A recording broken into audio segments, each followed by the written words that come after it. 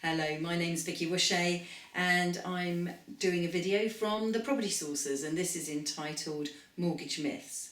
So we've had a conversation where I've been telling you that education has taught you wrong, how your house is just a lump of liability around your neck, and that you can't take bricks and go and buy bread with them. What if we could do a whole different way of investing in property? What if we could think differently about money and about our house, about our home and about our future? And this could all move on, and if you've got children it could be your legacy for them, but it could also just be a more comfortable retirement for yourself.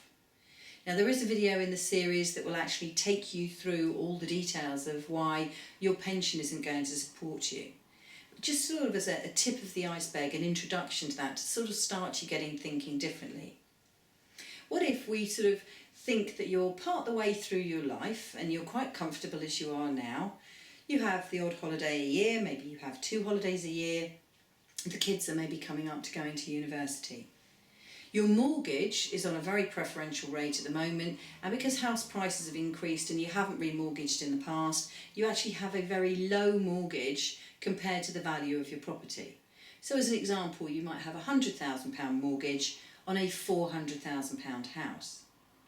Now, you've got 2 choices. You could do what school and the government want you to do, which is carry on working, pay that mortgage off, get to the age of 65 and own this house outright. It'll be too big for you then, you'll have to sell it and you won't be able to afford to heat it, which is what happens to a lot of older people, that they have big empty houses that they can't afford to heat and then they just live in 1 or 2 rooms.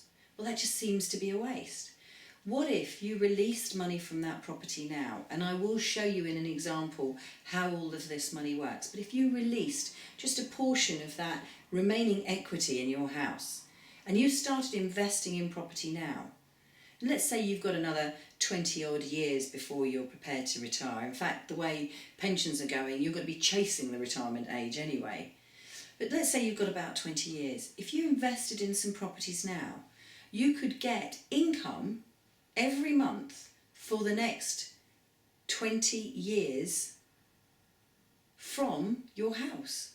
You could make a profit on that money. You could invest the money that you release, that equity, turn it into cash, invest that cash into property, get that property to not only pay its own mortgage but give you a surplus at the end of it, and then what you're left with is more cash in your pocket. Your problem is going to be what you do with that money.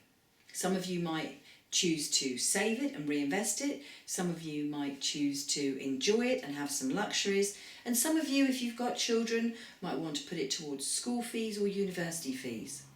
Your biggest problem is going to be choosing how to spend that cash flow.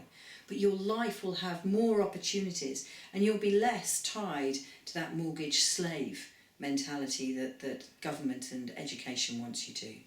So why don't we start looking at some of those numbers? So follow the links that are at the bottom of this email and you'll be able to see some more videos in the series that will actually take you through some examples of how those numbers work. Thank you very much. I'm Vicki Wusche from the Property Sources.